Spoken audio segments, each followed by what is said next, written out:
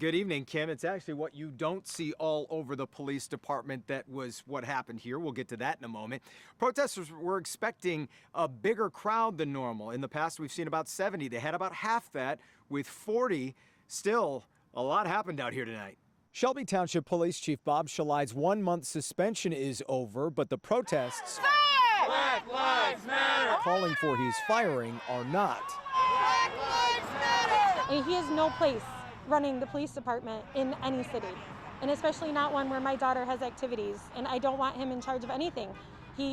There's multiple levels of disgust with him, and he needs to step down. Protesters marched up and down Van Dyke. You're worried about children? What about the black children? At times clashing with counter-protesters there to support police. You want my address and phone number? Everybody's got the right to protest. That's why we're in America.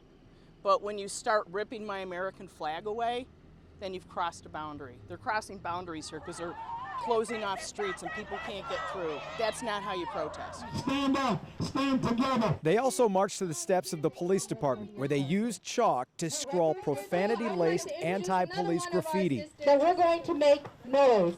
We're going to be heard, and we're going to be acknowledged. That's what I was trying to explain to my daughter, that all people are not like this.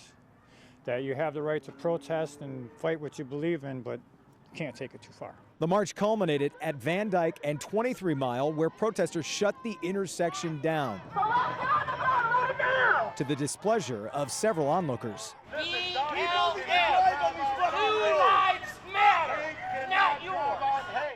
Important to point out, there was a scary moment there at the end. Those were onlookers. They were not counter-protesters who were all as peaceful as the protesters, but one person overheard a threat being made of gun violence, a serious threat that they reported to police.